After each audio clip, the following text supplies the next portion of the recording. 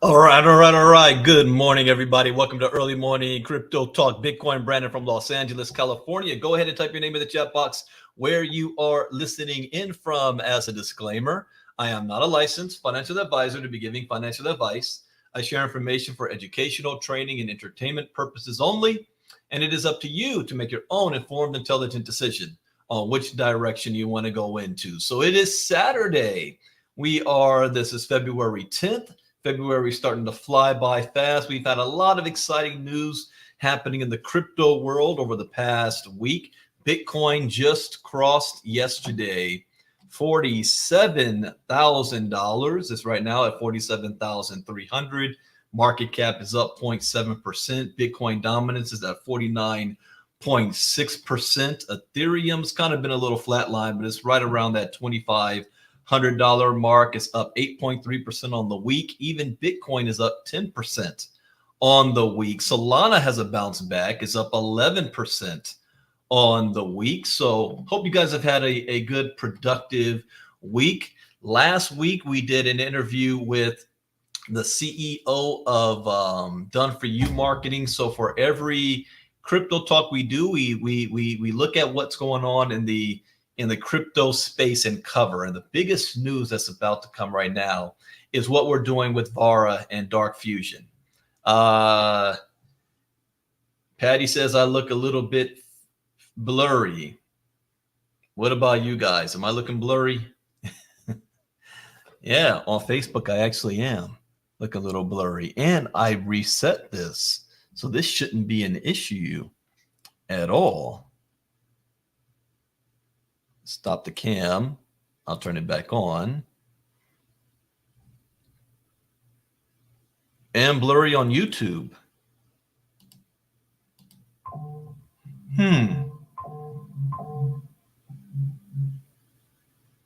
All right. Well, I don't know if that's going to be an issue because I'm just going to be sharing screen. So you don't really need to look at me unless I log out and come back in and I don't want to mess anything up. Well, I'll take 2 seconds and see if I can clear this up. So I will be right back.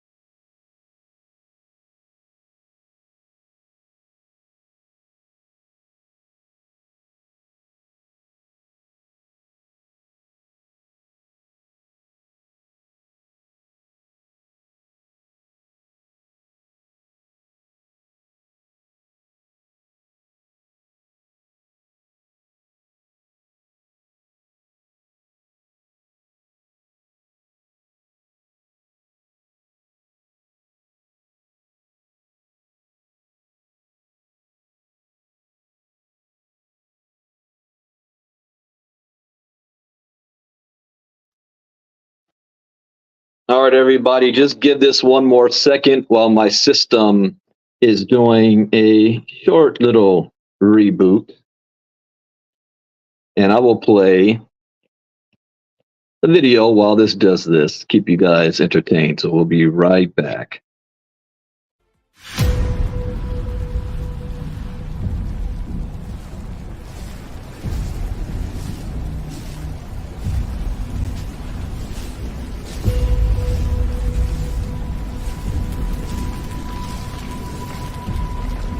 Send it back up. We need backup immediately.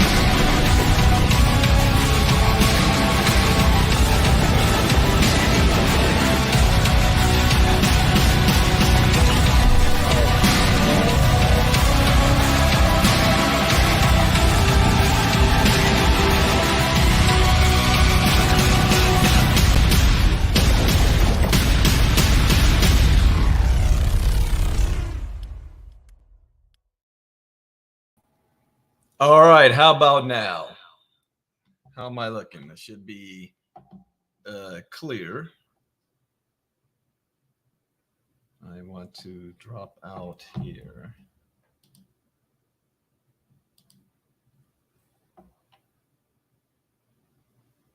Leave studio. No.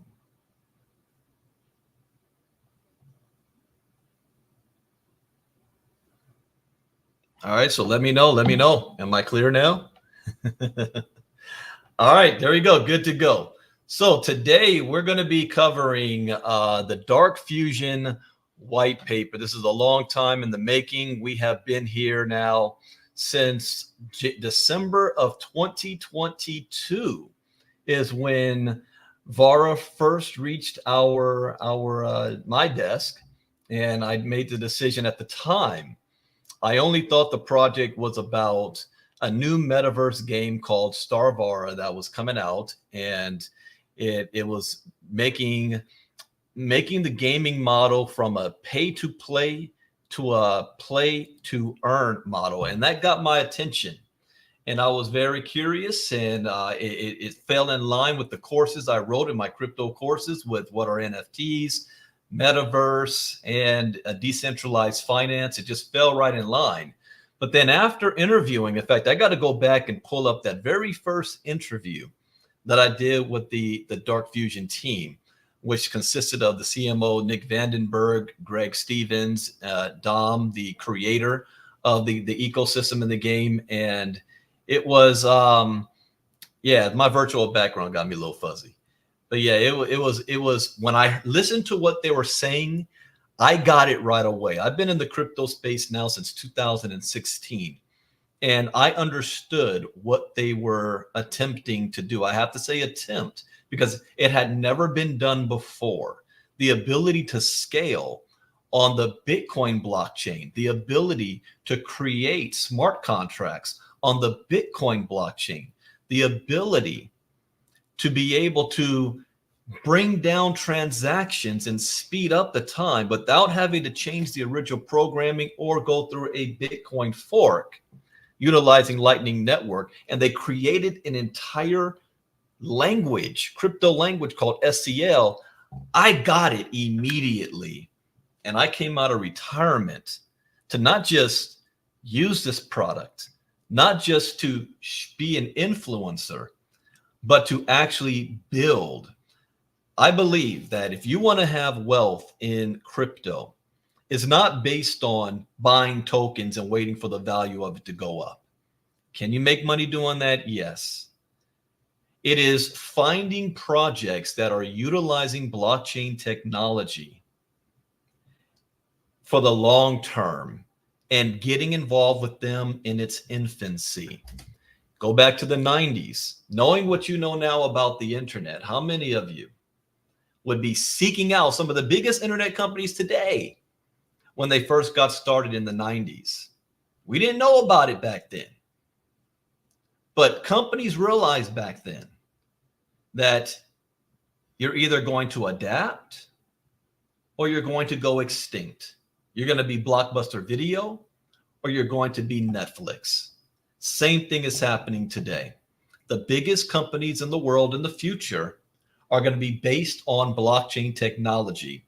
They're either going to be brand new companies that you haven't heard of before, or existing companies that is starting to maneuver and adopt this technology like BlackRock is doing and all the rest. And our goal is to try to find those companies and latch onto them. And in my opinion, as I gave my disclaimer earlier, this is just my opinion. There is no guarantee. In my opinion, the VRX Dark Fusion Fusion One ecosystem is one of those companies.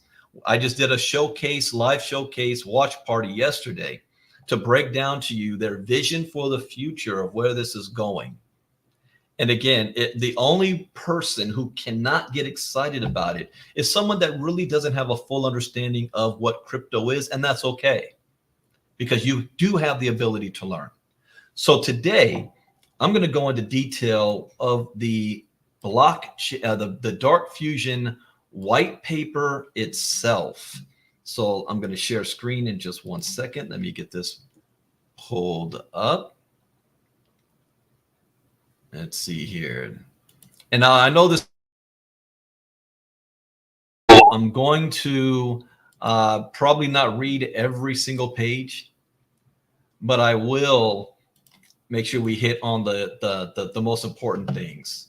All right, now I got it. There we go.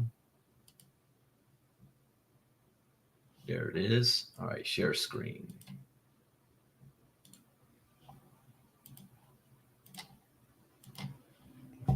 All right. Now let me make this a little bit bigger so you can see. And those of you who are brand new who don't know who I am the founder and CEO of Ivy League Crypto Academy. I teach cryptocurrency for a living. I've been doing this since 2016. I had a revelation in 2017 that blockchain technology is going to disrupt every single industry on the planet today. And your opinion is irrelevant. Or as The Rock would say, it doesn't matter what you think. Oh yeah. I've been paying attention to getting ready for WrestleMania. But I got started in this space and I loved it. I switched my career to this. And this dark fusion, it is like going back to 2009, 2010, when Bitcoin was first discovered, when people first started to realize what it is, and you read the Bitcoin white paper. I believe this is on that level because it's taking it to the next. It's like going from AOL dial-up internet speed to Wi-Fi high-speed streaming service now. That's what dark fusion is doing for Bitcoin, and we get the chance to be here at the beginning of this. I'm also a VARA ambassador, and I am a vice admiral, soon to be admiral of the fleet for VARA. And for those of you who also don't know, what does that mean? VARA ambassadors, we have the unique and the only licensed opportunity to be able to market all the products within the Fusion One Dark Fusion ecosystem. Us VARA ambassadors are the early adopters. We are the first ones that are gaining access to also their technology, also airdrops, tokens, and all the stuff that they're going to be coming out with. We get first dibs on that. People say, how do I get my hands on a VRX token? You got to be a VARA ambassador right now. That's the only way. DFG got to be a VARA ambassador. Well, no, it kind of just kind of went live, right? January, I'll show you, January 31st, the DFG airdrop happened.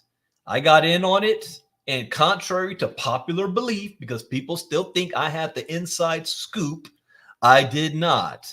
I got it late. So the early birds got 250 DFG airdrops. I got 200 because I got in about 6 hours later.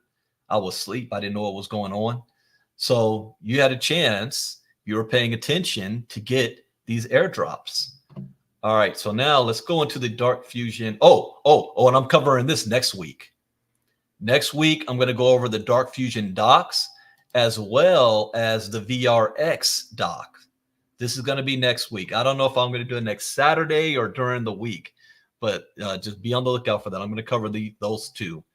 But today, we're going to do the Dark Fusion white paper. So this is big enough. I'll make a little bit bigger so you guys can go along with me. All right.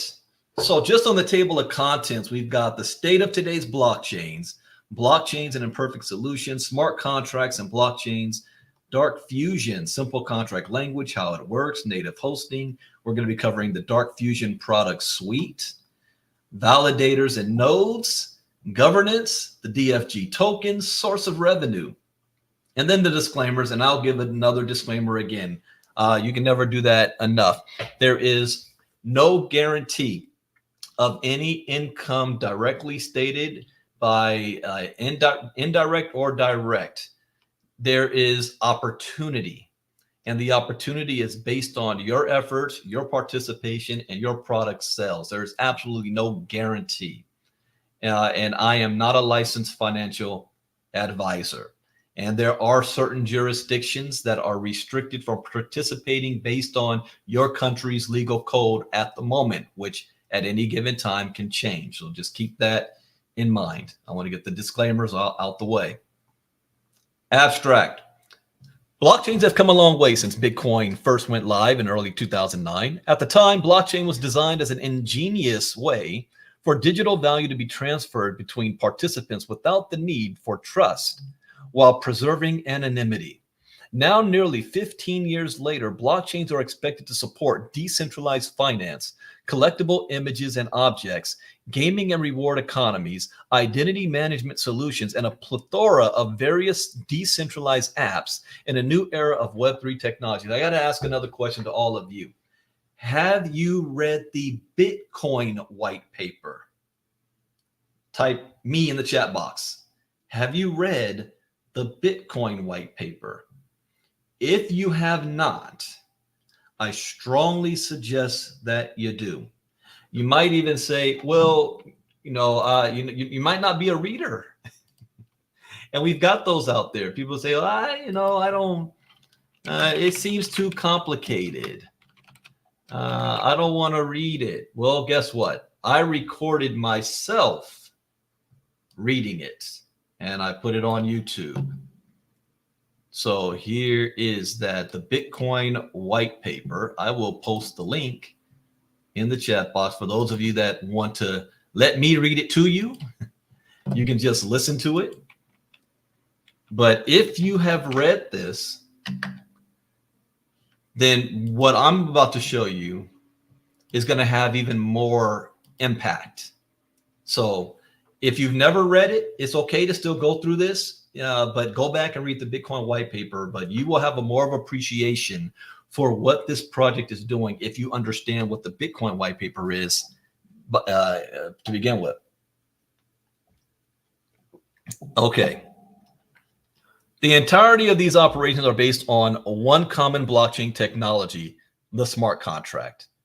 On Ethereum alone, there were 6.2 million smart contracts deployed between January and July of 2023.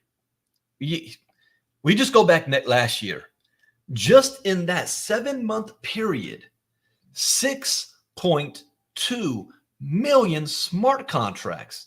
Can you imagine just 6.2 million transactions? How many transactions did each of these smart contracts do? Think about that. The scale of this, and that's just on Ethereum in a 7-month period. However, the smart contract hasn't evolved substantially since its creation. Even today, we see smart contracts as a packaged product of an underlying native distributed ledger technology. Ethereum smart contracts are programmed in Solidity and Solana contracts and are called program libraries and are primarily coded in Rust. Each smart contract technology inherits the technology of the underlying layer it is built upon. Public blockchains are purpose-built to maintain the ethos of distribution and decentralization to foster the trustless and semi-anonymous transaction of digital value between parties. But they suffer immensely in scale, performance, speed, reliability, and cost as a result. Solana has suffered from 17 outages in the 4 years it has been in the market. Has that ever happened on the Bitcoin blockchain? Never. Solana, 17 in 4 years. And Ethereum gas fees once ballooned to thousands of dollars per transaction. I've been doing a mini swap on some tokens last week. And just a $75 transaction, Ethereum wanted to charge me $30-something in fees. A couple of years ago, one transaction, the Ethereum fees was more than the actual transaction itself. Certainly, there is a better approach to building decentralized applications. Dark Fusion has pioneered the first, and this is the key, first. Sometimes it's not who does it best, it's who does it first. Up until now, Bitcoin was not the best technology in the crypto space. Litecoin is actually better than Bitcoin. It's a clone of it. But Bitcoin is the first. It's the most trusted. It's the biggest.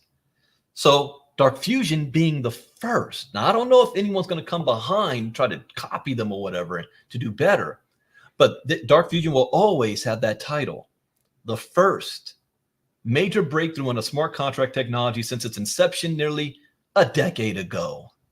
It has created simple contract language. So that is like, if you see we had down here, Solidity is what Ethereum is using. Well, on Bitcoin, it's going to be called SCL, Simple Contract Language, a smart contract modeling language that is independent of and compatible with any distributed ledger technology. In other words, with not just the Bitcoin blockchain, but any blockchain. When implemented on Bitcoin's Lightning Network, SCL is fast, scalable, reliable, and inexpensive, making it one of the biggest breakthroughs in the Bitcoin network in years. Let's repeat that again. This is one of the biggest breakthroughs. Man, I wish I got into Bitcoin 10 years ago. How would you like to get involved with technology right now? That's the biggest breakthrough in Bitcoin in years. So with SCL, Dark Fusion has created a suite of products: SCL Token Standard, SCL Trade, Fusion One Wallet, Fusion One Explorer. Together with SCL, these products allow dApp developers to readily deploy new Web3 technologies on a limitless, coding language agnostic, smart contract framework with the necessary infrastructure out the gate. The Fusion One Explorer, let me help you understand what that is. Every single Bitcoin transaction is recorded on the blockchain. Every single Ethereum transaction is recorded on theirs, Etherscan. Well, SCL has its own. Every single transaction using SCL technology will be recorded, and you will be able to see every single one. Look at all this is from the, oh wow, I didn't see that earlier. SCL, you see that? They must be doing some testing. I didn't see that earlier. Or if that's a fake, a copycat. Look at all these. You'll be able to see every company or ecosystem that's utilizing this technology. You'll be able to see. Here's DFG, for example. Currently, 3,880 holders, circulating supply 473,000. You heard the tokenomics yesterday about how many tokens in these early stages. Well, actually, that was for VRG or VRX. I'm sorry, not DFG. We'll get into this tokenomics next week. But you can see everything that's going on. This is the blockchain. So together with SCL, these products allow dApp developers to readily deploy, and starting right out the gate. In this white paper, we dive deeper into the state of blockchains and their smart contracts, why change is needed, and how Dark Fusion is poised to help the next generation of developers build the future of Web3 applications. Build the future. In our ILCA courses, we just covered Web3. Our 5-day challenge all week was about understanding Web3. Web3 is the next evolution of the internet. We had Web 1, we are currently using Web 2, and now Web 3, utilizing blockchain technology to make it possible, moving the internet into a decentralized internet where you own your own content. The power is now in the people's hands, not centralized services. So the state of today's blockchains. Without question, blockchains and distributed ledger technologies have changed the way millions live and have reshaped the technological landscape. Just a few years ago, the notion that they were permanent mainstays in our daily lives could be challenged. But now, for better or for worse, they are here to stay. This is why I figured this out. May 2017, blockchain technology will disrupt every, and I mean every, industry on the planet. They're here to stay. There's no going backwards now. The genie's out of the bottle. The industry has spawned over 9,000 actively traded tokens and NFT projects, representing over not 1 million, not 1 billion, $1 trillion in combined capital. With it, the chase to build and adapt better solutions for today's fast-growing technology marketplace has driven the development of faster, cheaper, more reliable, and developer-friendly distributed ledgers. So you have to think of the evolution, what's going to happen. When the internet first came out, you had David Letterman and all the rest in the early days making fun of it. Do you guys remember those days? Do you remember when people didn't understand what Bitcoin or what the internet was? Well, let me take you back. Take a look. But, you know, I think about this, and what about this internet thing? Do you know anything about that? Sure. What the hell is that exactly? Well, it's become a place where people are publishing information. Right. So everybody can have their own homepage. Companies are there. The latest information. It's wild what's going on. You can send electronic mail to people. It is the big new thing. Yeah, but, you know, it's easy to criticize something you don't fully understand, which is my position here. Go ahead. But I can remember a couple of months ago, there was like a big breakthrough announcement that on the internet or on some computer deal, they were going to broadcast a baseball game. You could listen to a baseball game on your computer. And I just thought to myself, does radio ring a bell? You know what I mean? There's a difference. There is a difference. It's not a huge difference. What is the difference? But you can listen to the baseball game whenever you want. Right. Too. Oh, I see. So it's stored in one of your memory deals, Exactly. and then you can come That's back the a year RAM later. thing you talked about earlier. Yeah. Do tape recorders ring a bell?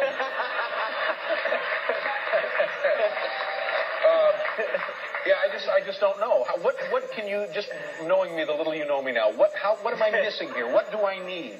Well, if you want to learn about the latest cigars or auto racing statistics. Well, you know, I've got that covered. I subscribe to 2 British magazines devoted entirely to motorsports, and I call the Quaker State Speedline about 2 times a half hour. So now, would the computer give me more than I'm getting that way? Oh, you can find other people who have the same unusual interests you do. And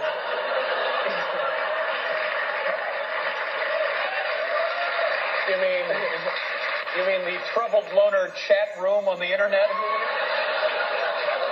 absolutely. I think one day I'll get one of these deals, but I've played with them, and then you type it in, and then you get that thing, that little arrow. Is that the arrow you You move? bet. And then You it's bet. just, it's like, oh, I get it. It's an eye test. What do we?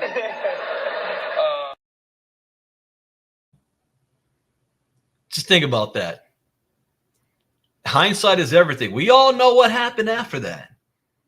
The world can't turn without the internet today. And if you were a business and you did not integrate the internet into your business model, you went obsolete. You fast forward. We all heard of a company called BlackRock, Larry Fink, ETFs, $10 trillion now exposure. But let me just let you hear about what he said about blockchain and stuff just a few years ago. Is it true that you're building out a cryptocurrency capability? No. I mean, we're looking at it. We're looking at blockchain technologies, and we're looking at all the But crypto. blockchain isn't crypto. Blockchain is just the underlying technology. Well, don't your clients want crypto exposure? No, I don't believe any client has sought out crypto exposure. Really? Yes. But at some point they might. Do you need to be prepared? I don't, at the moment, no. I have not heard from anyone. You hear that? That was just a few years ago. Things are going to be happening fast. Now, today, this technology is going to push the whole space much further into the future very, very, very quickly. So, despite these setbacks, Ethereum remains the most widely used blockchain by creators and developers.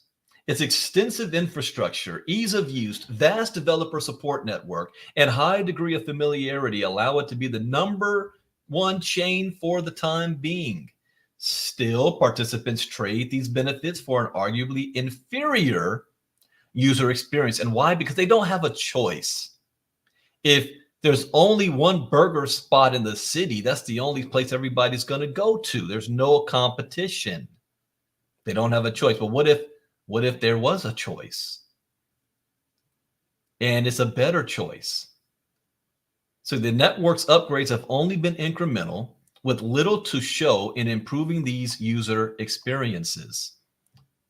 Enter Solana to try to answer the problem of Ethereum. Then there's Solana, a blockchain that launched 5 years after Ethereum in March of 2020. It promised fast transaction times, low cost, high reliability, and ease of development. And I was a heavy investor of Solana because of those promises. It's a seemingly unstoppable combination that, if successfully deployed, would enable it to dethrone Ethereum for good. Out the gate, the on-paper specs were impressive.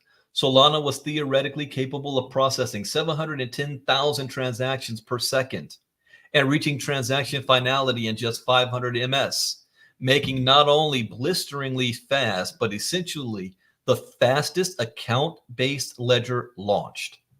Processing transactions on Solana is also exceedingly inexpensive, costing about 0.000125 cents per transaction.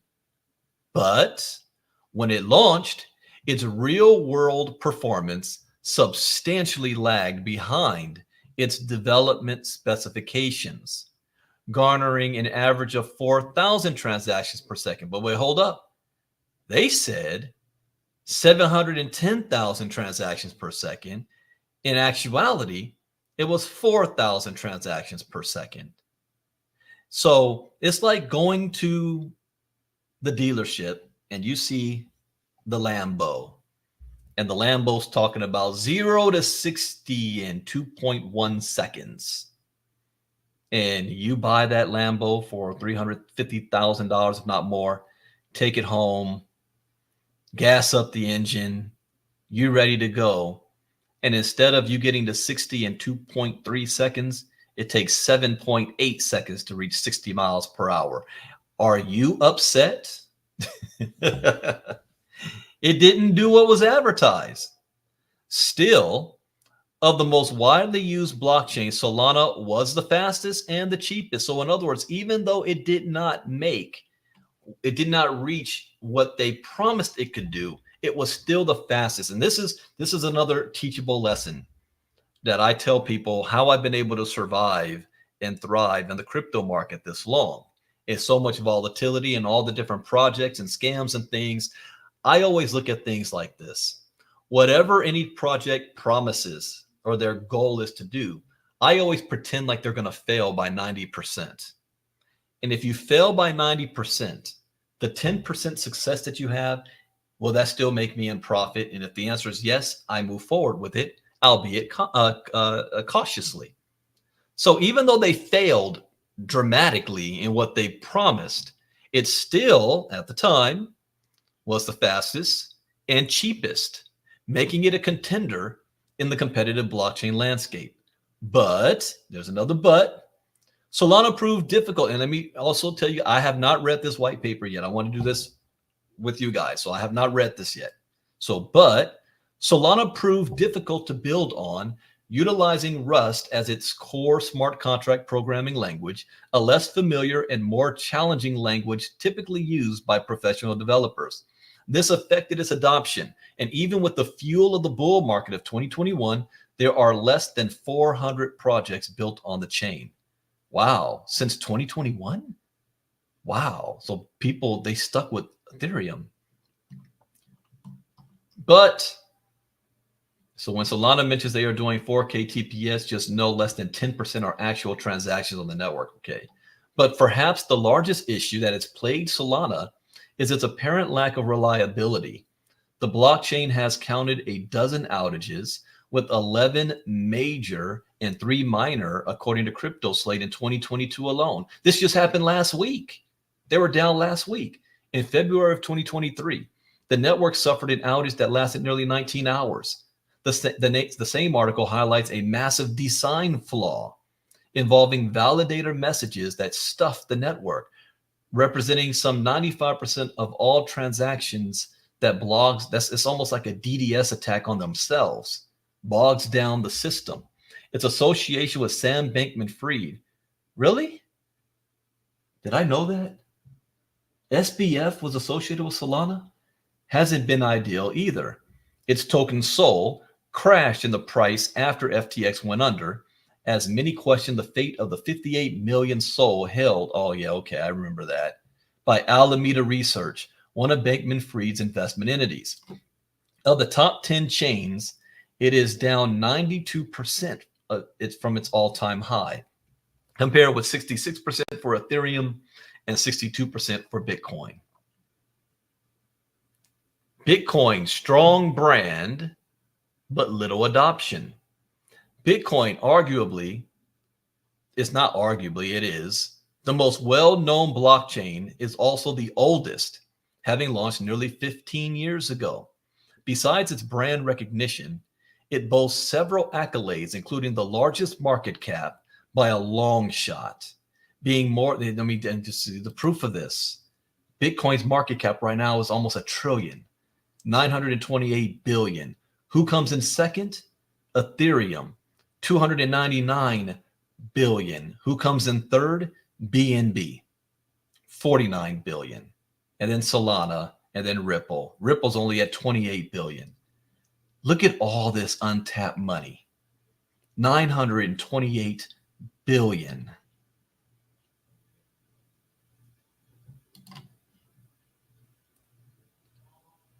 So, I'm over here.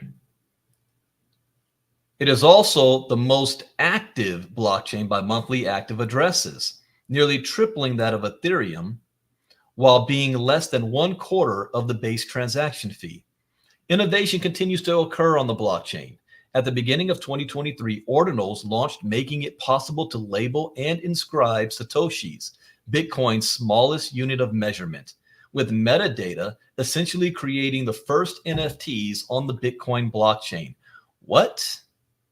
Now, last year, when Vara was introducing to us to Darfusion, they said, even on its website, the first real NFTs, because if you understand how NFTs work right now, the NFTs are not actually on the blockchain, only addresses pointing to where the Ethereums are, or the NFTs are.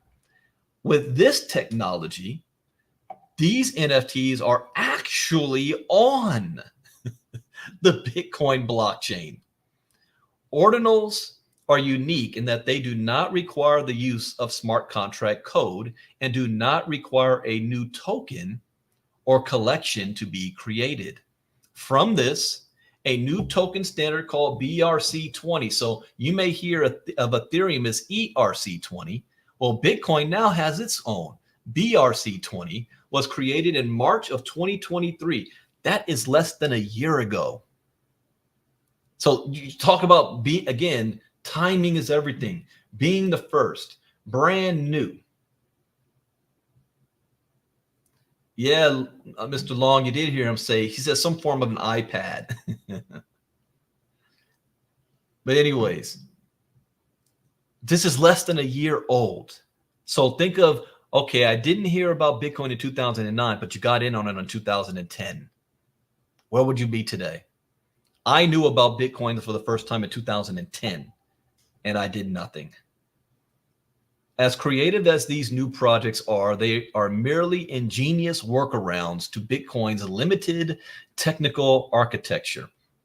Because they still leverage the network's infrastructure, they run into the same scaling concerns that are inherent to Bitcoin and may suffer from the effects of network congestion and high fees should they gain traction and popularity. Without any major technological breakthrough, Bitcoin risks being relegated to an investment currency. Bitcoin is sometimes called blockchain 1.0, just like Web 1.0, because it was the first to launch and, like most first iterations, lacking in features. For example, Bitcoin's lack of any native smart contract capabilities results in a very limited world of decentralized and third-party applications running on its network. As such, few projects choose to innovate on the platform, negating the advantage of its long-standing recognition and low competition. Blockchains, an imperfect solution. Blockchains are at best a compromise in their commitment to supporting the trustless transfer of digital assets between two or more parties. They must contend with bulky and inefficient processes. Consensus. Blockchains and other distributed ledgers need a Byzantine fault-tolerant proofing mechanism for multiple parties to agree on a specific outcome. This often requires the coordination of thousands of validators, requiring heavyweight code and uptime. Immutability.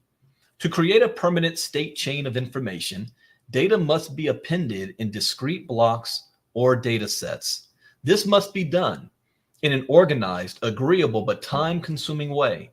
Also, from a development perspective, immutability presents a problem, as software needs to be updated, patched, and maintained to be in its most ideal state. Immutability prevents this from happening. Congestion. Because of the above, many blockchains have to contend with an overflow of parties wanting to transact. This is what causes backlogs with Bitcoin. For example, sometimes a Bitcoin transaction can happen in minutes. Other times it could take 24 hours.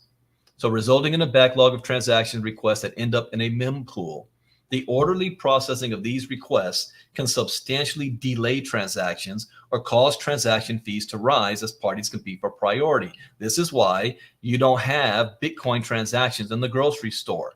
So you don't have just a Bitcoin card that is transacting just in Bitcoin that you go to the grocery store, because if you do that and the grocery store is actually receiving your Bitcoin, you might have to take 2 or 3 minutes standing there waiting for the transaction to get confirmed. Now you got a long line behind you of people thinking you're writing a check. I mean, how many of you, every time I see somebody pull out a checkbook, I'm like, oh man, we're going to be here for a minute. But you say, well, wait a minute, Brandon, people are using Bitcoin cards all the time, Visa. Yeah, because at point of sale, they are transferring Bitcoin into fiat money. So the merchant is not getting Bitcoin, they're getting cash. Finality. When transactions occur on most major blockchains, the probability of a fraudulent or malfeasant transaction is highest immediately after the transaction is processed. Over time, and with each new block appended to a chain, the probability that the transaction is reversed or fraudulent declines. What does this mean? Well, you ever heard of, well, we don't approve the transaction until there has been multiple approvals on the blockchain. So most of it on Bitcoin is just 3. More advanced may say they need at least maybe 17 or more. So that means all of the miners out there, the master nodes, is confirming your transaction and recording it. So once 3 has done it, then they allow the transaction to go through. It's not just 1. So blockchains need time to reduce the probability of fraud to near zero. So what if there's technology that these confirmations happen in milliseconds and not minutes or hours over time, but almost by the time you blink, it's done. So this time may be expressed in a minimum number of block confirmations to finalize a transaction, further delaying the receipt of funds.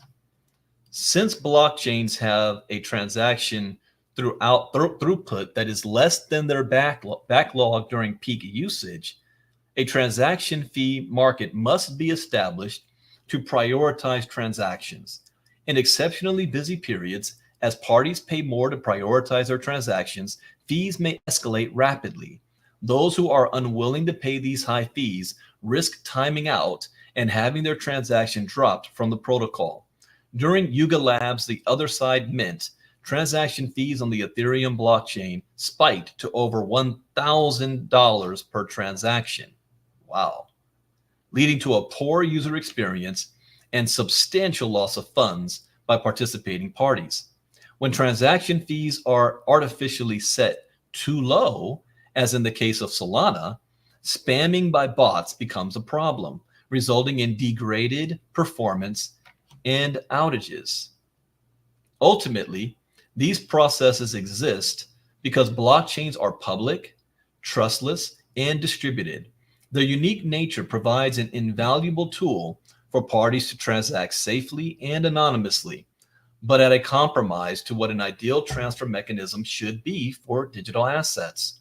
For certain type of transactions, these bulky, costly, and time-consuming features can be eliminated while still enabling users to safely and securely transact among other parties. However, blockchains are still a necessary step in enabling transactions to be finalized and publicly auditable.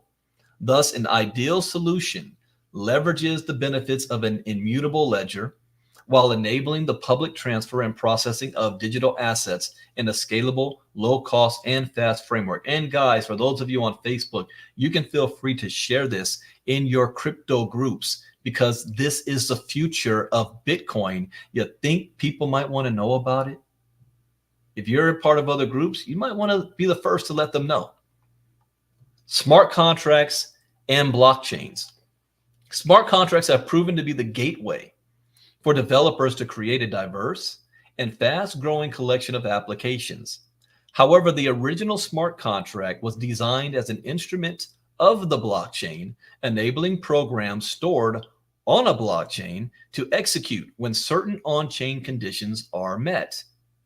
This leads to an important issue with smart contracts, that they are built upon and thus inherent all of the inefficiency and issues of the chains they are hosted on. So if you've got smart contracts hosted on Solana, that means you're going to suffer from outages, design flaws, and everything else that has nothing to do with your program, but you're built on a faulty blockchain.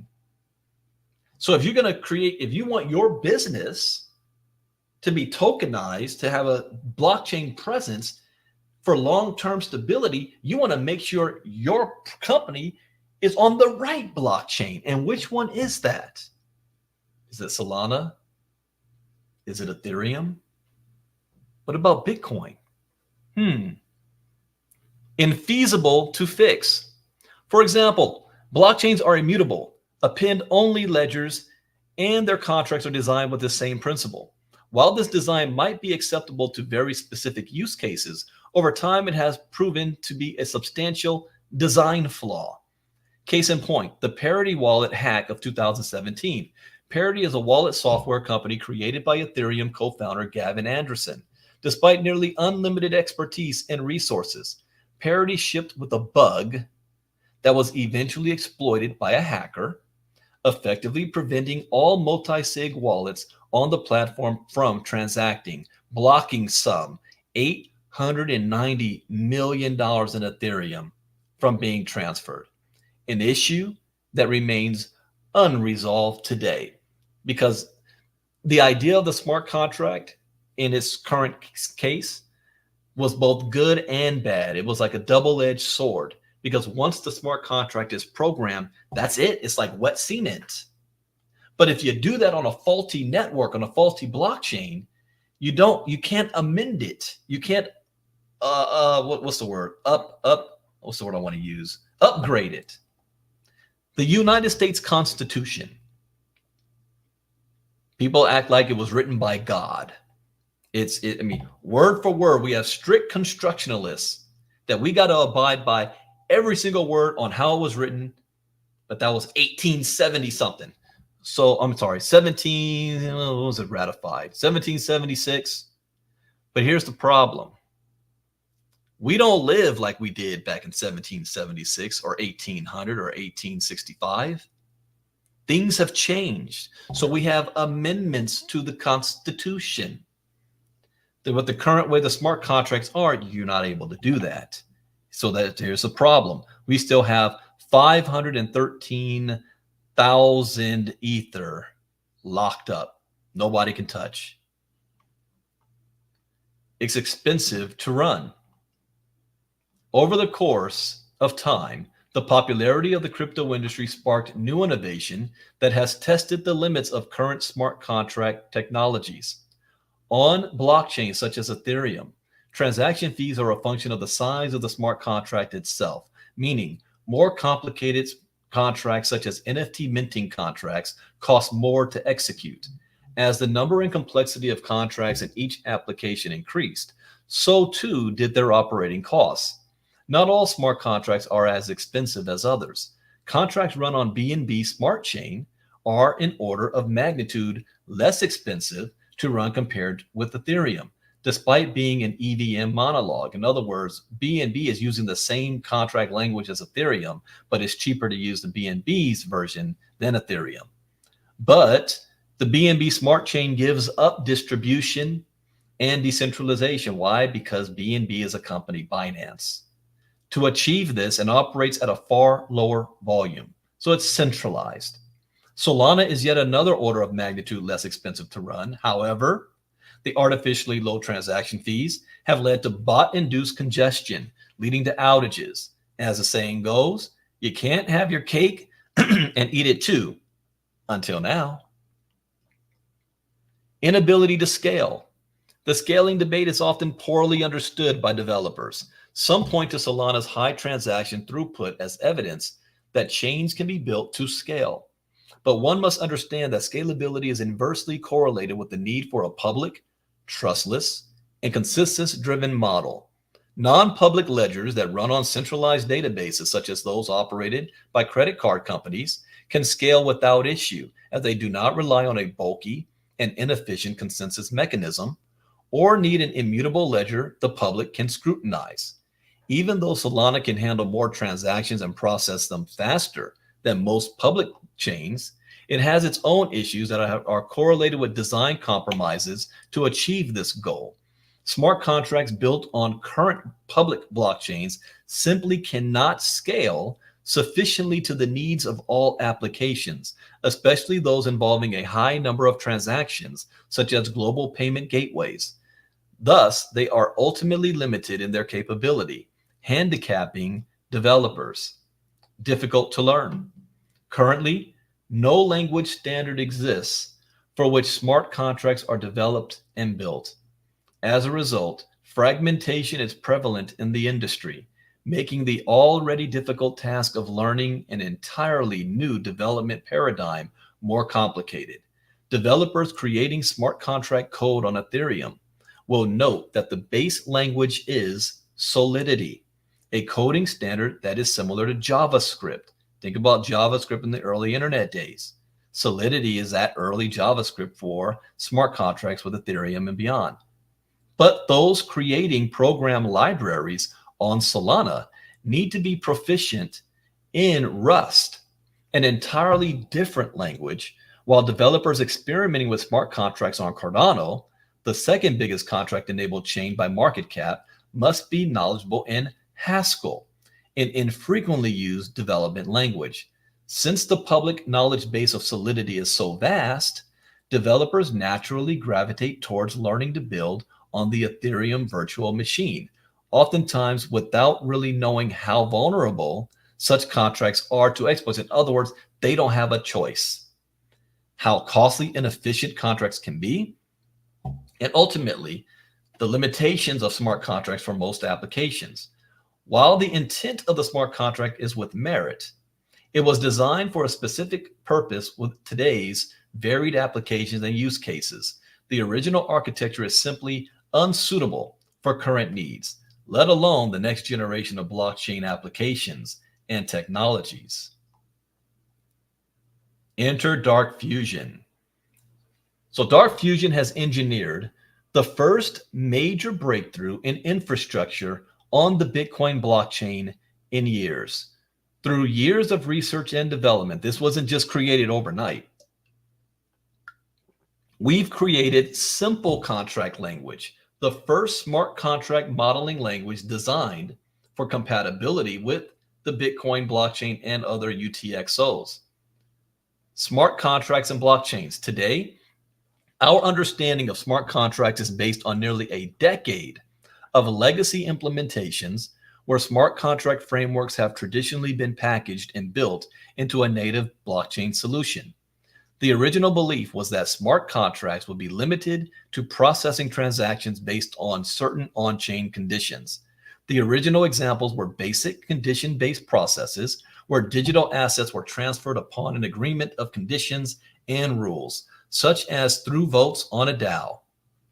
There's that word, DAO, decentralized autonomous organization. And guess what?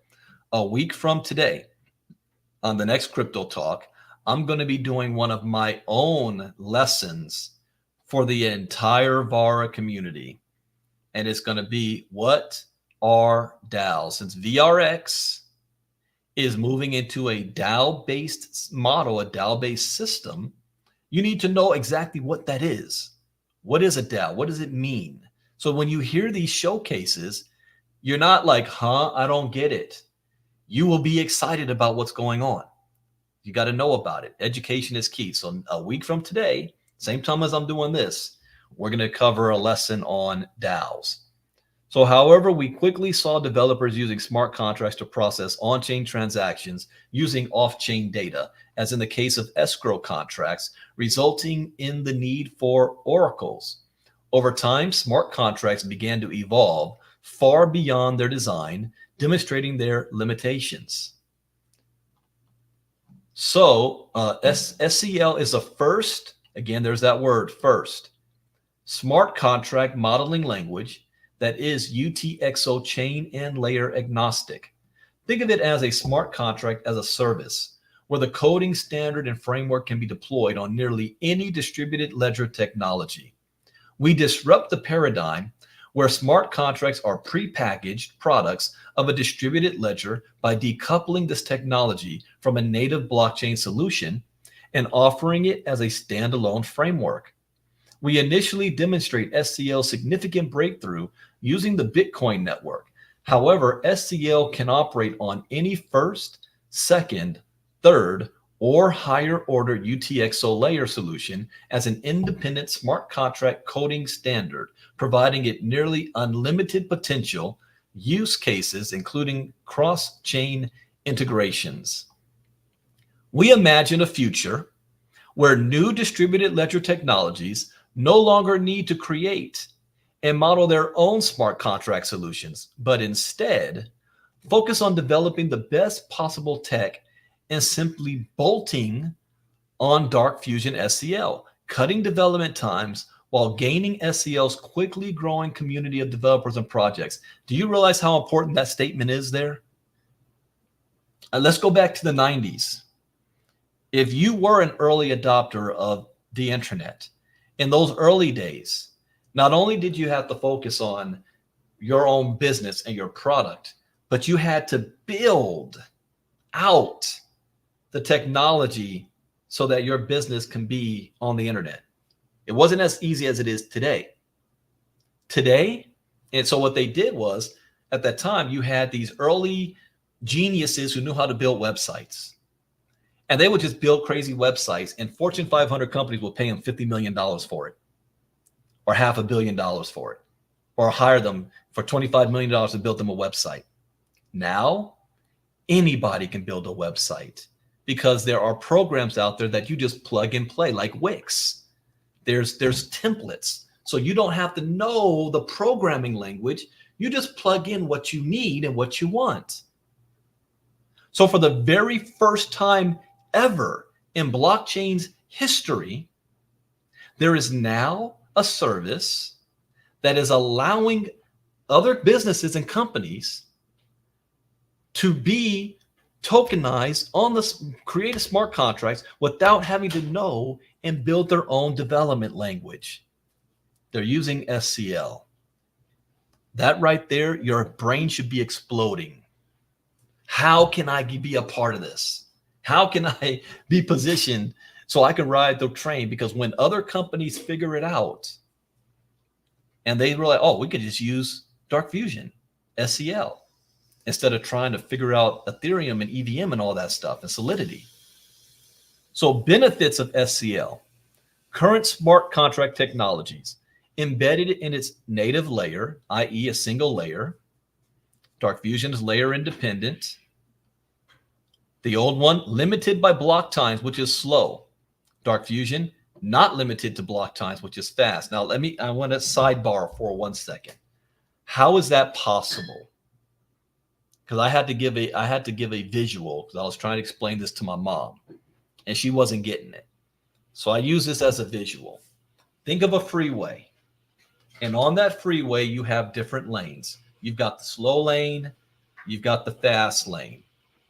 The Bitcoin blockchain is running on the slow lane, so nothing happens until those transactions are approved. Then it can go, but it moves slow. But you can't speed it up. So there's been fights in the past between the likes of Craig Wright and other Bitcoin developers on how to improve this. And when the miners couldn't agree, you had forks. Bitcoin Cash, Bitcoin SV, ABC. They share the same history, but they went in a different direction.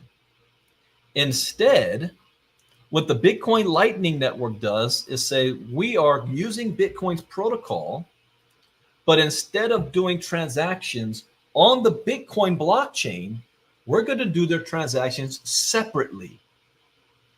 So now it's not bogged down, and we're going to batch all the transactions and then send it to the Bitcoin blockchain. So instead of it being one transaction each, Bitcoin is getting a block of them in one transaction. And it's not slowing down the fast lane. So SCL is in the fast lane. Bitcoin is in the slow lane. And SCL is sending all the transactions in packets, batches, to the Bitcoin network and still keeping it moving. So all of those dark fusions were being recorded here. And once they're batched together, they're sent over to the Bitcoin blockchain to be recorded on. Does that make sense? I mean, if that makes sense, type me in the chat box. Type Y in the chat box.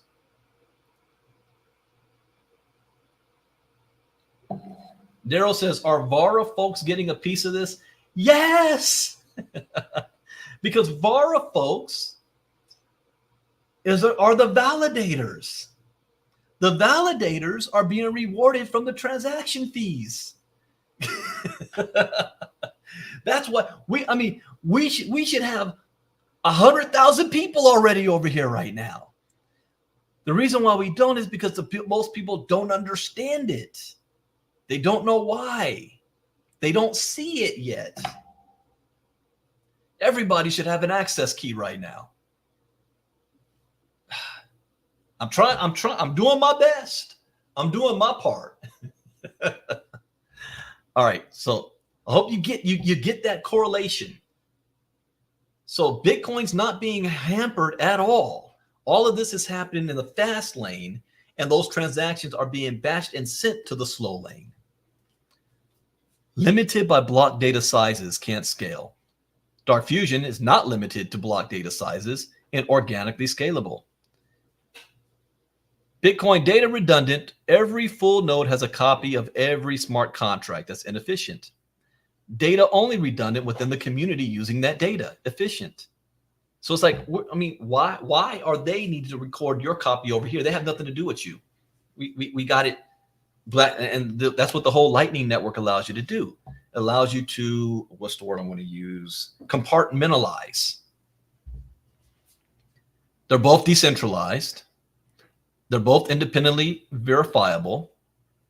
However, on the Bitcoin side, it's immutable. Contracts can't be changed. That is where SCL says this is mutable. Contracts are edible. So if there is an issue that needs to be patched, fixed, upgraded, amended, SCL allows them to do that. The old system requires learning new specific coding language. The new system, the coding language is agnostic. You don't need to learn the new language. It's already done for you. Dark Fusion's SCL provides several important benefits not possible with current smart contract technologies. Layer independent. SCL is chain agnostic and not bound to a native blockchain, which is a layer 1. Like other smart contract implementations, contracts built using SCL have the ability to interact with and witness transactions on any layer, such as layer 1, layer 2, layer 3, and onward, greatly expanding the depth of its functionality. Not limited by block times. Since SCL is an independent and distinct smart contract technology, it is not bound to a native blockchain layer, thus does not need to contend with slow blockchains and finality. SCL can run on virtually any distributed ledger technology, including second and third layer implementations. When running on the Lightning Network, transactions occur nearly instantaneously. Not limited by block data sizes. By being decoupled from a native blockchain layer, SCL no longer inherits its design choices, such as block data sizes, enabling true scalability that isn't constrained by an underlying public blockchain.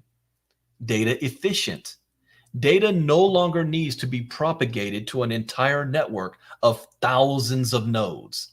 Data is as distributed and redundant as the parties who use the data desire, eliminating the need for time-consuming data propagation protocols. Decentralized. While SCL avoids the inefficiencies of native blockchain layers because it eventually settles transactions back to layer 1, it receives all of the benefits of decentralization built into the underlying blockchain layer. Transparent. Smart contracts and their applications can be independently verified and audited as needed. Mutable. Smart contracts can be updated, fixed, patched, and upgraded without losing security and integrity, leading to a substantially better user experience and improved project optics. Mutability also reduces developer fatigue and stress and enables a project to launch sooner into the market while avoiding costless and time-consuming rounds of auditing. That is huge. That was the problem that freaking Terra Luna had. And I tell people in my crypto classes, when you see a new project, you always want to look at, is there creating a smart contract? Show me your audit, and not internal audit, a third-party audit, an outside auditor, professional. The thing is that they're not cheap. The cheapest I've seen is $20,000 to $25,000 to do. And for a new project that's just trying to get launched, they might not have the funds to do all that, so they kind of skip it. And that brings a lot of risk. With this technology, there's no need for it anymore. Coding language agnostic. SCL is designed to be built, and you say, well, Brendan, why is it needed? Because it's agnostic. The coding has already been done. It's not being rebuilt every single time. SCL is designed to be built on any standard development language, enabling existing software developers to gain rapid context and thus greatly shortening a project's time to market. Using mainstream software language also means SCL contracts have the potential to be more secure, as developers are not learning a new language on the fly while building sensitive code.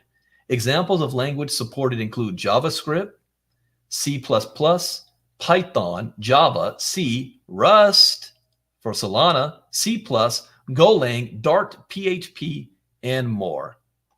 So how does it work? Okay, now, as I go through this, I am not the techie. So there may be some things I don't understand.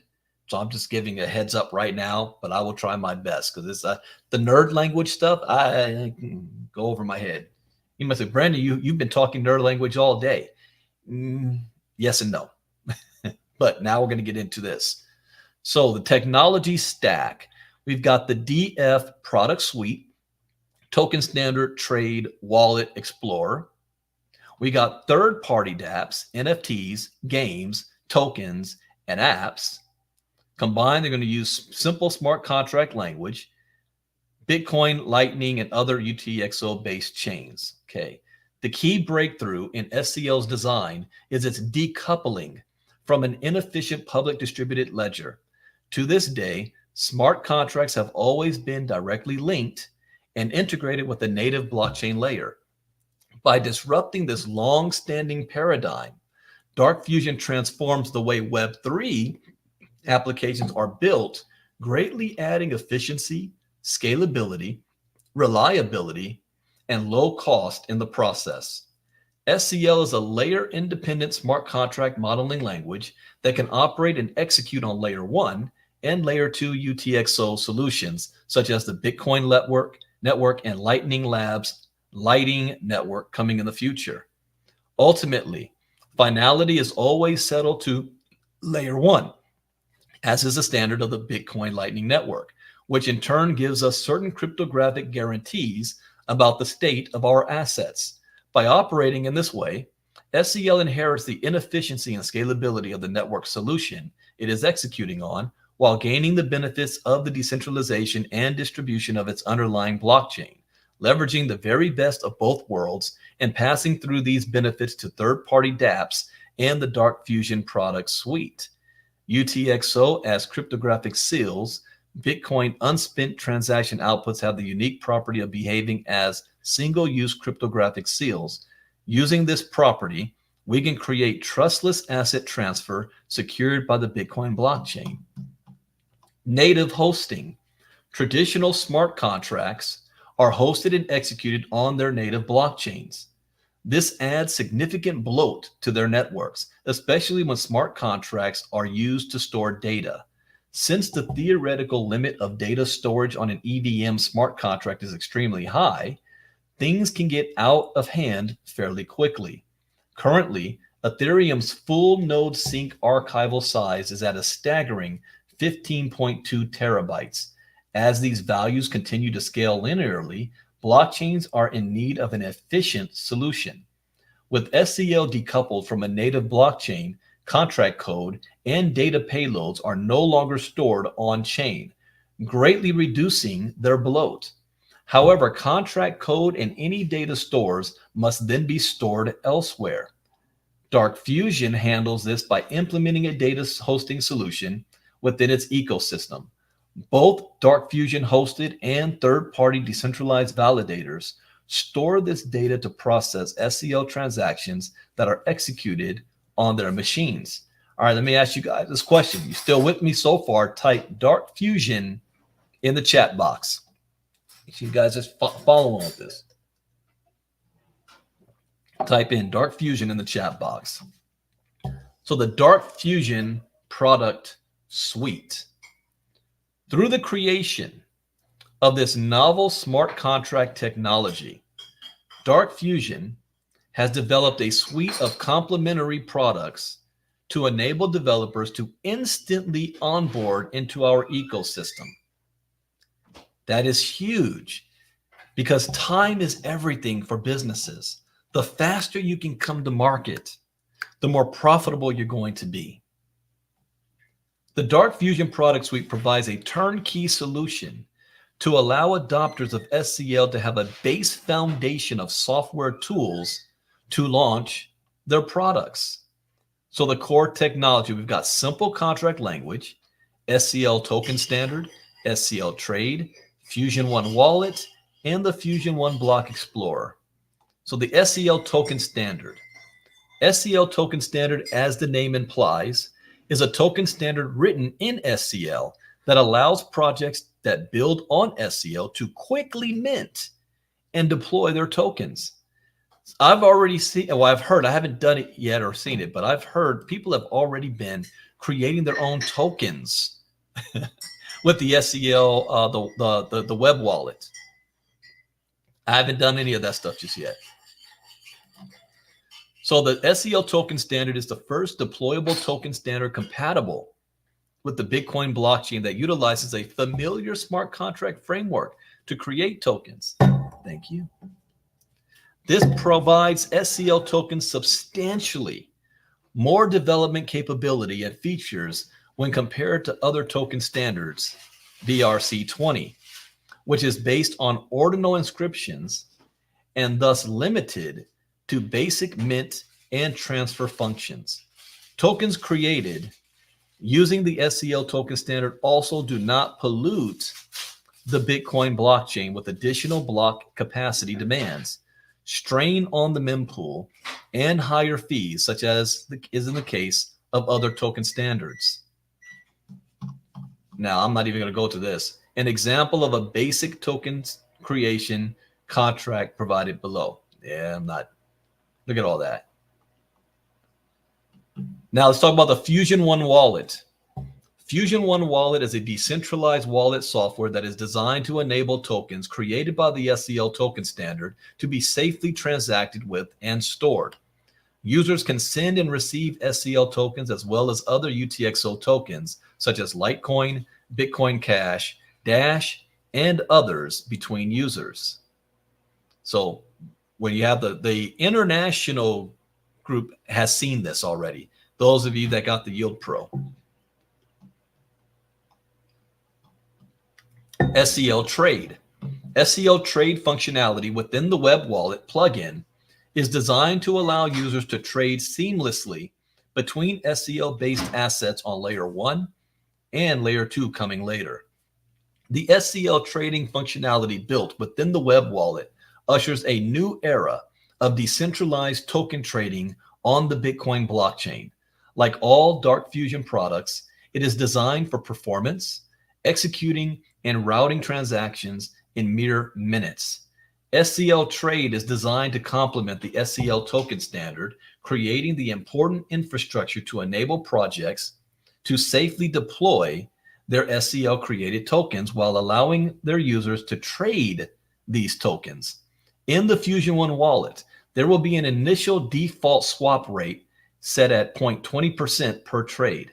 The Dark Fusion Foundation further has additional products in the pipeline, like the OTC desk, over-the-counter desk, allowing block buy of BTC in a peer-to-peer manner. Oh, that's big. I didn't know that. So now you can buy Bitcoin in blocks. So people always say they want to be able to do big transactions. But the cost is always high when you're doing that. Oh, wow, okay. And they can do that if it's decentralized. Wow, I just had another aha moment.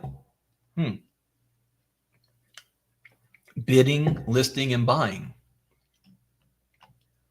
Fusion One Explorer. That's this right here, the Fusion One Explorer.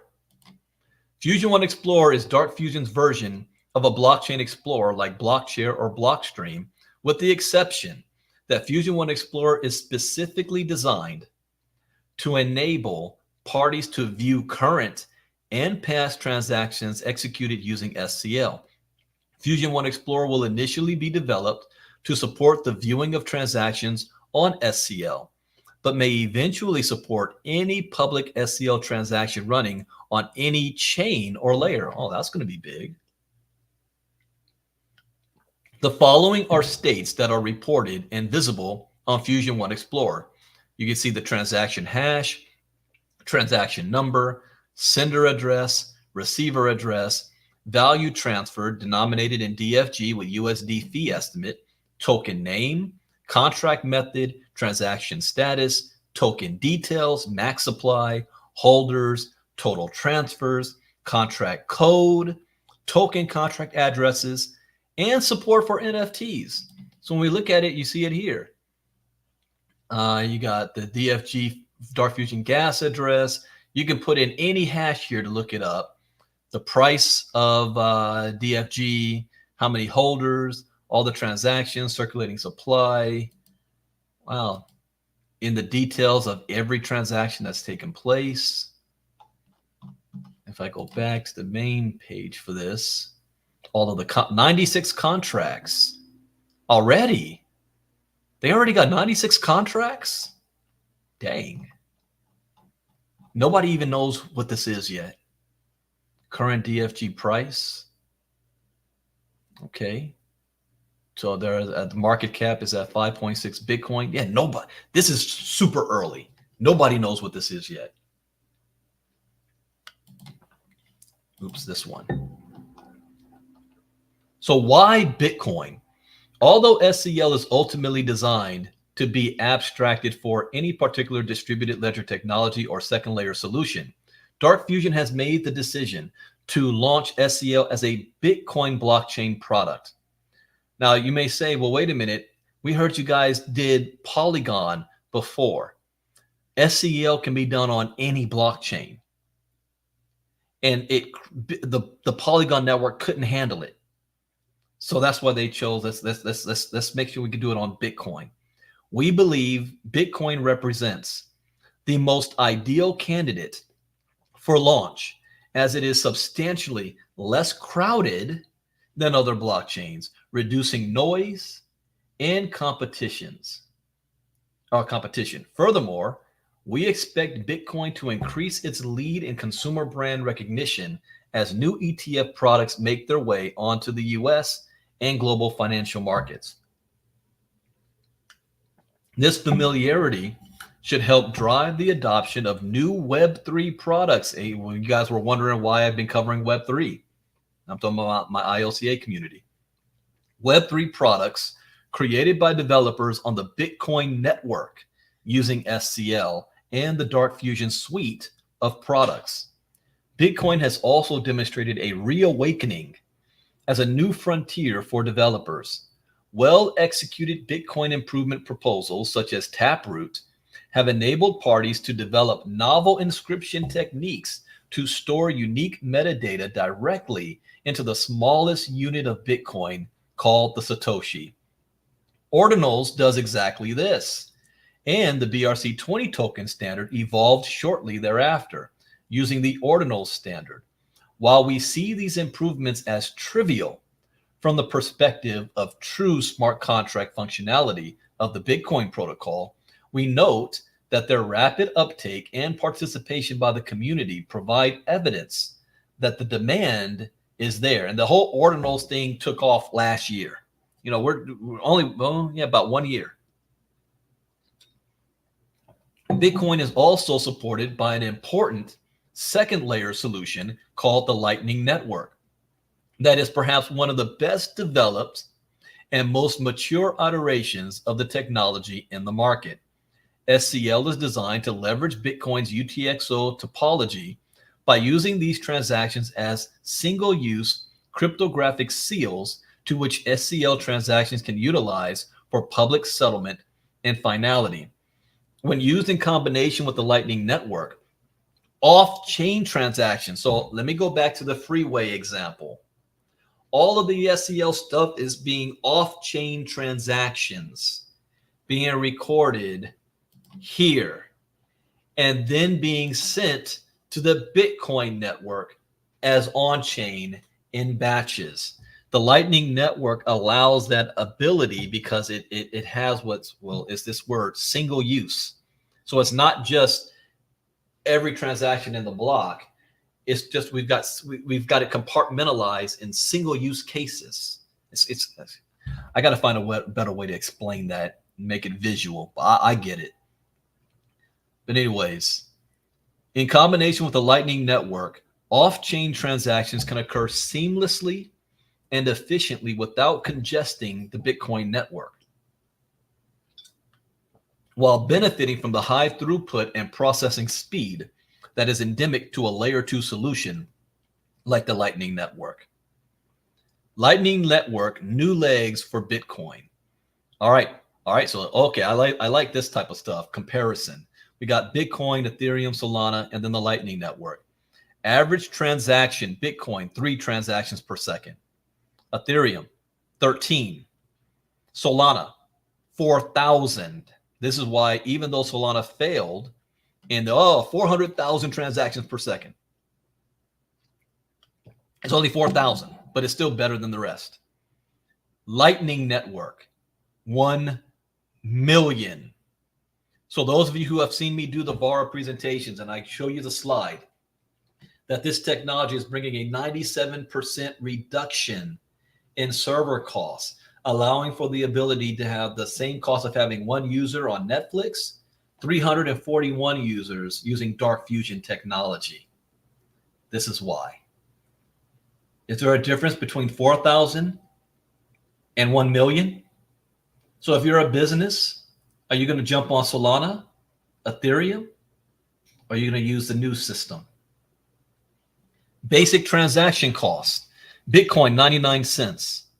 Ethereum, $4.56. Solana, 0.000125. That's very good. Lightning Network, 0.000137. They're about a match there. But far more transactions taking place, which means far more money is being made. Transaction time, Bitcoin can be 10 minutes. Ethereum, 13 seconds. Solana, 2.5 seconds. Bitcoin Lightning Network is milliseconds. Like I said, blink of an eye, less than that. Now you can go to the grocery store and do transactions like this because it's instantaneous. Number of unique wallet addresses. Bitcoin, 144 million. Ethereum, 240 million. Why does Ethereum have more wallet addresses than Bitcoin? Because Ethereum allows you to scale on it and Bitcoin never did until now. Solana, 39.75 million. And look, the Lightning Network, there's only 1 million right now. Nobody knows of it yet. Still brand new. Number of smart contracts deployed. Bitcoin, none. Ethereum, 44 million. Solana, 100,000. Nothing on the Lightning Network yet. That's why we're here. Monthly active addresses. Bitcoin, 29.48 million. Ethereum, 11.18 million. Solana, 8.32 million. Lightning Network, 68,000. Market cap. Bitcoin, 507 billion. It's more than that now. It's almost double that now. Ethereum, 199 billion. Solana, 8.46 billion. Lightning, 150 million. So this is, again, how would you like to go back when Bitcoin first got started? That's what's happening again right here. Number of projects supported. Less than 20 on Bitcoin. 3,000 plus Ethereum. 395 Solana. 300 plus Lightning Network. Total recorded outages. I stand corrected. I thought that there was never an outage on Bitcoin. I'm going to have to go back. When did this occur? 2, Ethereum 3, Solana 17 plus more, and Lightning Network none. Type, Bitcoin is a UTXO blockchain, Ethereum account-based blockchain, Solana account-based blockchain, Lightning Network layer 2. Degree of decentralization. Bitcoin high, Ethereum medium, Solana low, Lightning Network medium. Base currency, Bitcoin is BTC, Ethereum ETH, Solana Sol, Lightning Network Satoshis. Years in the market, Bitcoin 14, Ethereum 8, Solana 4, Lightning Network 4. Okay, the Bitcoin network gained a huge evolutionary advantage in 2015 with the advent of the Lightning Network by Lightning Labs. The Lightning Network is a layer 2 solution that allows two parties to open off-chain payment channels between each other. These payment channels can send and receive an unlimited number of transactions with minimal costs. Channels are closed when the two parties agree that a payment or series of payments are complete and the channel is no longer needed. This results in a final state being updated and propagated down to the underlying native blockchain layer, such as Bitcoin. In this way, multiple payments can be performed with just the cost of a single update on the mainnet, greatly reducing congestion and cost while improving transaction times and throughput. SCL's implementation on the Lightning Network proves our thesis that smart contract frameworks can be decoupled from an underlying blockchain layer, allowing them to run efficiently at scale and thereby opening up possibilities for vast future use cases previously infeasible with current smart contract paradigms. Because of the design of the network, transactions occur quickly and inexpensively as they are no longer processed on the Bitcoin mainnet. These benefits are evident when comparing Lightning Network specifications against other existing decentralized networks. The use of the Lightning Network by Dark Fusion provides us the ability to bring new frameworks and software tools to the Bitcoin network, vastly improving the potential for future innovation. Validators and nodes. Validators and nodes are an integral part of the Dark Fusion ecosystem and its supporting infrastructure. They enable developer-created SCL contracts to execute, run, and settle nearly instantaneously. Validators can earn fees for processing and hosting swaps on the SCL trade, providing computing resources, contract hosting, and maintaining state channels on behalf of the Dark Fusion protocol users. And guess what? Who's a validator on this network? Anybody that's got the Fusion One decentralized app on their phone. Say what? Yes. Anyone who's got the Fusion One decentralized app on their phone is a validator. Governance. A robust governance mechanism is one of the most critical aspects of any decentralized project. As Dark Fusion has allocated a substantial portion of the total token supply, 15%, to the Dark Fusion DAO, a governance mechanism is critical to the decision-making necessary to direct these funds towards future growth and the overall benefit of the Dark Fusion ecosystem. The Dark Fusion governance mechanism will be implemented in 3 phases, allowing it to move from a centralized governance model to a fully decentralized one through a gradual and deliberate progression of phases. You saw them talk about this in the showcase a little bit yesterday. So the standard governance protocol comprises 3 steps. Solicitation of interest. Dark Fusion representatives will work with the team and release governance proposals on the community forum. Improvement proposal. The community will vote on the proposal with the result being achieved upon consensus. Implementation. The final step will be the implementation of recommendations and improvements indicated in the proposal. The use of the DAO treasury funds is dictated by these steps, as well as general DAO decision-making, such as suggestions to improve the product or address any ecosystem issues. It is critical to understand that this is a proposed initial governance structure that will evolve through community interactions and voting over time. If I continue to play that Larry Fink video, at the end, he says, I can't wait for the day for all assets in the world, financial assets, to be tokenized. And because in this DAO environment, I don't have to vote. Everybody has a say. It's democratizing the system. The proposed governance structure is based on our best interpretation of an initial strategy, but is subject to change based on the input and feedback within our community. This is also important because Bitcoin, when you read the Bitcoin white paper, the way Bitcoin ended up being used was not the way it was originally designed. The people decided how to use it. The people decided that Bitcoin was going to be used as a store of value rather than as a digital form of transactions for day-to-day stuff. It became digital gold. It wasn't written to be that way, but the people used it that way. So by using a DAO like this, the people can take this technology and say, you know what? There's other things we can do with this. Let's vote to go in a certain direction and end up bringing even more money. So phase 1, centralized. Platform is designed, built, and executed by a centralized team. Governance standards, legal entities, and corporate structure are defined by a centralized team. That's the Dark Fusion team right now, powered by Fusion One. Phase 2, partially decentralized. Platform is continuously improved and maintained by a centralized team. Certain regions may have input and development by decentralized third-party teams. Proposal making is implemented, allowing individuals to propose and vote, but veto capability is retained by the platform. And then phase 3 is decentralized. What I don't know is the timetable on this. From the interview yesterday, I think it was talking about a 2 to 4 year time frame, if I'm not mistaken. But I was really on the VRX side, so I don't know if that applies on the DFG side.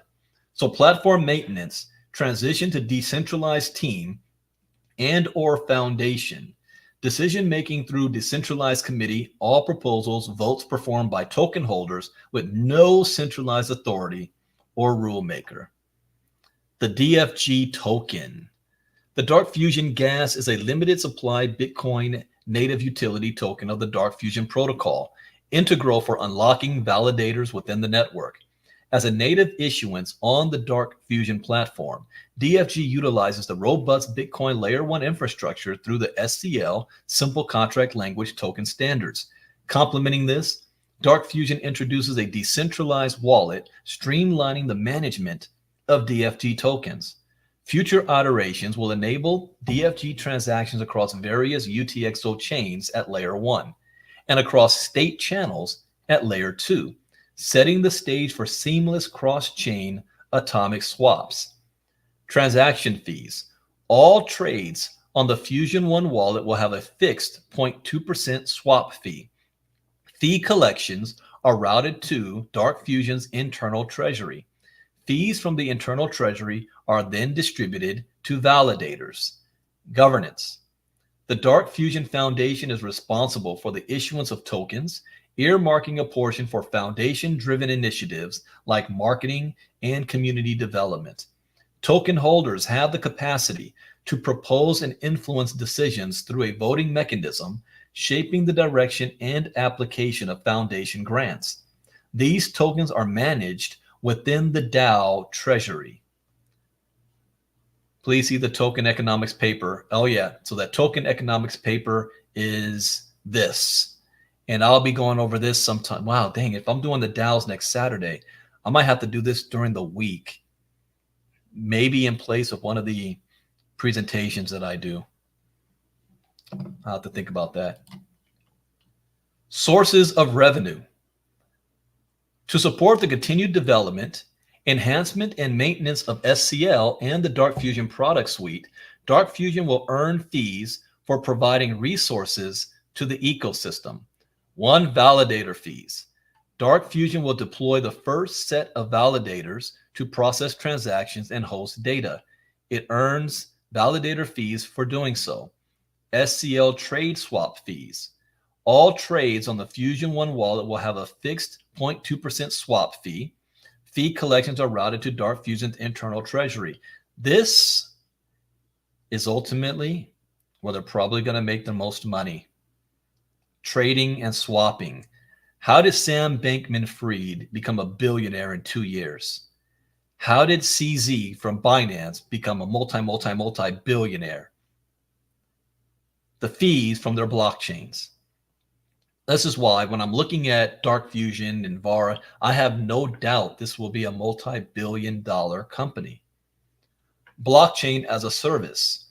Dark Fusion will provide development, consulting, and advisory services to projects and corporates that launch on our platform. All right, that is it. I'll do a little bit disclaimer just again. In consideration of Dark Fusion, the company providing this white paper to the recipient acknowledges that the contents of this white paper are confidential to the company, and the recipient agrees not to disclose, distribute, or permit to be communicated verbally, directly, or indirectly, or otherwise, or to otherwise publish the contents of this white paper except with prior written consent of the company.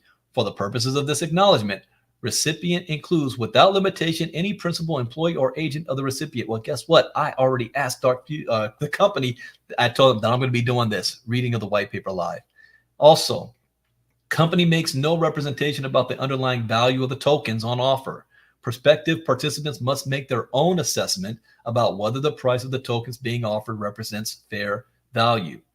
Participant warning: participation in a token sale carries high risks. It is highly speculative, and before participating in any project about which information is given, prospective participants are strongly advised to seek appropriate professional advice. The information contained in this white paper has been prepared by or on behalf of the company. Dark Fusion has not undertaken an independent review of the information contained in this white paper. The information in this white paper about the proposed business opportunity is not intended to be the only information on which a decision is to be made, and is not substitute for a disclosure document or any other notice that may be required under the law.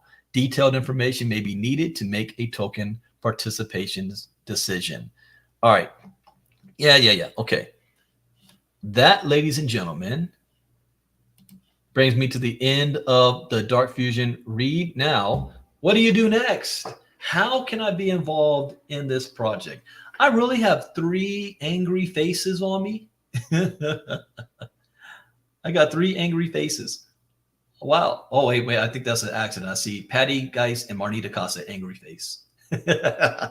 Anyways, here's how to get involved. 1, join the Dark Fusion Telegram group. The Dark Fusion Telegram group. Anybody can join that. How many people's in that group now? And I will post the link in here. Buying in blocks, would it still show you as well? Well, what that buying in that block was as an OTC, over the counter. So that transaction will show as well if it is a large transaction. Let's see here. Dark Fusion, 5,396 members. And let me copy the link. So if you're not in the Dark Fusion Telegram group, if you want to keep up on what's going on, you can join it there. They also have a Discord channel and everything. How do you become an early adopter? You know, when you see projects that launch, they have what's called seed sales, or they're opening things where they've got tier 1, tier 2, tier 3, the public. This has not gone public yet. My video feed is frozen, but you guys can still hear me though, right? Yeah, I see it on Facebook. My video feed is frozen. But let me know if you can still hear me. Type me. Let me know. On my side, it shows me as that I'm still good. You can still hear me? All right. Well, that's all that matters. Okay. So how do you become in the first tiers the ability to get access before the public? You've got to become a VARA ambassador. To be fully, I'm telling you what the cost is, at least $3,500. I'm telling you the cost up front. You can be a VARA ambassador in the ecosystem for $100, as low $120 is the low. But the $3,500 is giving you assets to be used in this ecosystem, as well as 2 access keys. That is also huge. There's going to be another day. I'm going to do an entire talk just on the value of the access key. The whole system is running through the access key holders. There's only 25,000 of them available. The outside world may look at them as nodes, but they're validating all the transactions in the VRX system. We'll also have a breakdown so you understand the difference with the DFG is the liquidity for the decentralized exchange. The VRX is the utility. So you have a liquidity token and a utility token, but you want to have access key because access key holders is getting a percentage of all sales and subscriptions and transactions taking place. There's a separate pool set aside just for that. So I strongly suggest in this early stage, because all the people in the Dark Fusion group that's not a VARA ambassador, they don't have access to this.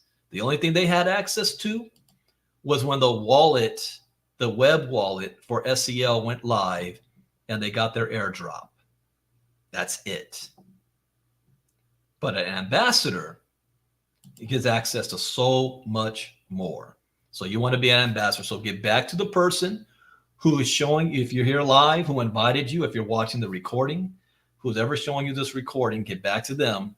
There's no cost in signing up to become an ambassador. From there, you can choose which package you want to have. This Monday, I'm going to have a confirmation that we're going to have the CMO do a special call Monday morning about we have a special promo going on till the end of March for all ambassadors. Special promo. Also, we're probably going to have one promo on how to get a free Pro Elite pack. Who wants a free Pro Elite pack for those that are on the lower levels, the $100 levels and whatnot. We're going to put something together for that. That was Miss Marnita Costa's idea. So we're going to be pulling that out as well. But I will confirm by tomorrow when that's happening. I will also be doing a international presentation on Monday at 2 p.m. Eastern, 11 a.m. Pacific. I will not be doing one tomorrow. It's Super Bowl Sunday. This recording, even though I'm streaming on Facebook, YouTube, and Twitter, I'm going to edit just the part out where I started with the Dark Fusion until the end. And I'm going to upload that to YouTube by itself. So anybody that wants to, they don't feel they have the time to read the Dark Fusion white paper by themselves, they can listen to me read it. Only this time I'm giving commentary. I might do another reading of it and just flat out read.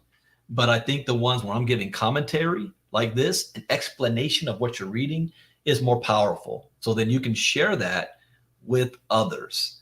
Again, as a disclaimer, I am not an officer of VARA or Dark Fusion. I am not part of the corporate team. I am an ambassador that saw a presentation like many of you. I bought a package and I went to work. Now they are bringing me on board as their corporate crypto or VARA crypto educator, but I have no decision-making powers when it comes to VARA or Dark Fusion.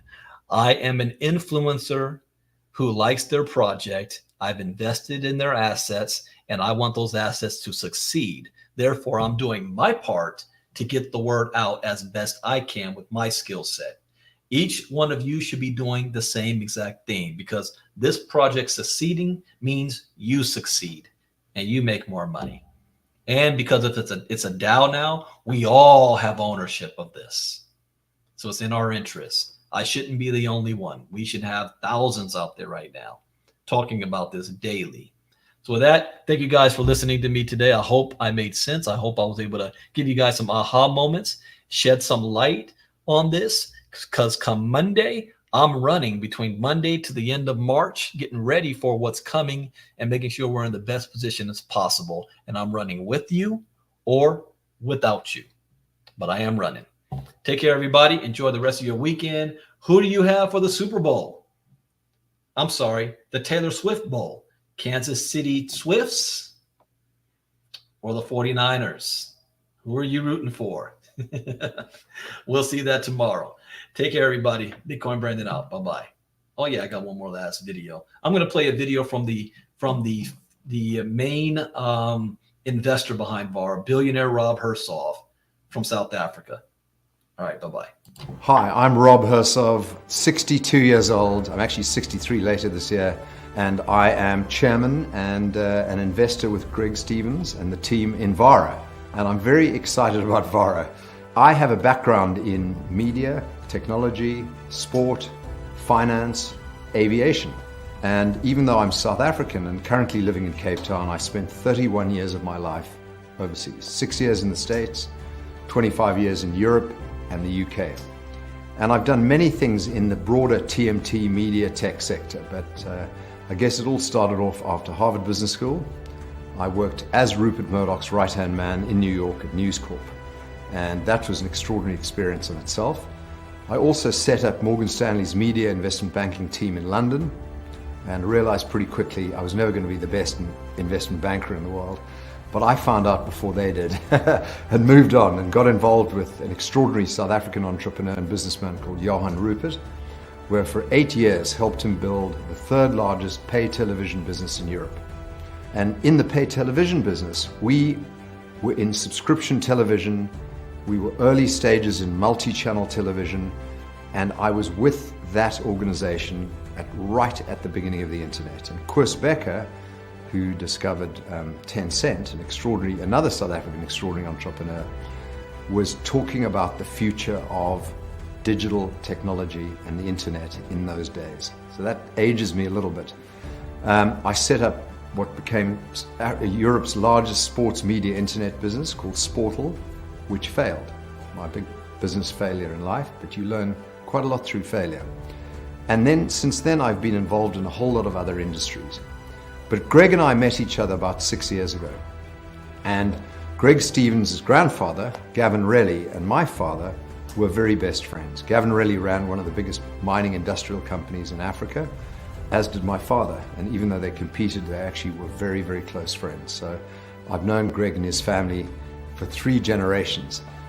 And Greg and I served on a board of a public company in Australia together. We've done a lot of initiatives together, become great friends, trusted friends. And when he told me about his vision for Vara and its original guys and its original concept, I said, I'm in, I'm with you all the way. And so I've co-invested with Greg. I'm there as a friend, advisor, chairman, and I believe that this is the opportunity of my lifetime, and hopefully of yours too. So it's the big one. I wish I could be more actively involved, but I've got other businesses that I have to worry about. But Greg, Dom, Nick, and the team, you can't get a better team than this. And I really am a believer. And I'm happy to keep writing checks, keep investing, and keep getting involved as required to make this the success that you, I, Greg, and the team want it to be, and it deserves to be.